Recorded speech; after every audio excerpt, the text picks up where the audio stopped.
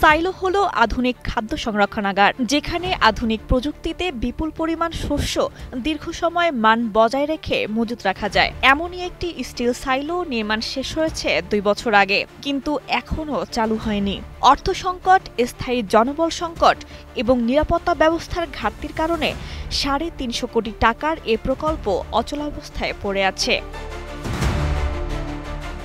বরিশালের 30 গোডাউন এলাকায় 16টি স্টিল বিনসহ নির্মিত সাইলোটি 48,000 মেট্রিক টন চাল সংরক্ষণ করতে সক্ষম। পুরো ব্যবস্থাটি আধুনিক ও সম্পূর্ণ স্বয়ংক্রিয়। তবুও নানা জটিলতার কারণে এখনও কার্যক্রম শুরু হয়নি। স্কিন শুষ্করুক্ষ হয়ে যাবে বলে কি বাইরে যাবে না? জাস্ট 1 2 3 4 করো, স্কিনটাকে রিভাইভ করো। এখন পর্যন্ত IBAS++ কোড না হওয়ায় এখানে কোনো দাপ্তরিক কেনাকাটা, যেমন অফিস সরঞ্জামাদি কোনো কিছুই কেনা যাচ্ছে না এবং নিরাপত্তা প্রহরী নেই, বিশেষ করে আনসার বাহিনী, যার জন্য বিশাল এরিয়া, কিন্তু এখানে নিরাপত্তা কর্মী না থাকায় আমরা নিরাপত্তাহীনতায় ভুগতেছি। আর দ্বিতীয়ত আমাদের এখানে থেকে অনেক মাল আসছে, খাদ্যশস্য, এবং চলে যাচ্ছে। এই যে লেবার দ্বারা কাজ করা হচ্ছে, শ্রমিকের বেতন বকেয়া রয়েছে। সাইলোর নির্মাণ কাজ 2023 সালে শেষ হওয়ার কথা থাকলেও প্রশাসনিক বিলম্বে এর নির্মাণ কাজ শেষ হয় 2024 সালের জানুয়ারিতে। সরকারের কাছে 2025 সালের জানুয়ারিতে সাইলোটি হস্তান্তর করা হলেও এখনও সেটি চালু করা সম্ভব হয়নি। আমাদের সাইলোর IBAS কোড হয় নাই। IBAS কোড না হওয়ার কারণে এখানে ফান্ডিং আসতেছে না, যার কারণে আমরা পর্যাপ্ত লেবার নিতে পারতেছি না।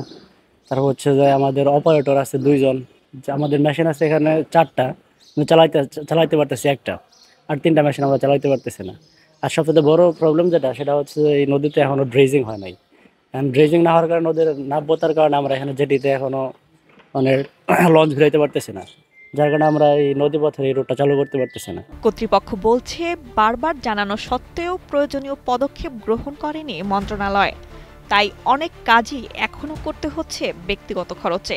জনবল কাঠামো এখন পর্যন্ত জনপ্রশাসন মন্ত্রণালয় থেকে অনুমোদিত হয়ে আছে এবং এটা এখন অর্থ বিভাগের ভেটিংয়ের জন্য প্রেরিত হয়েছে।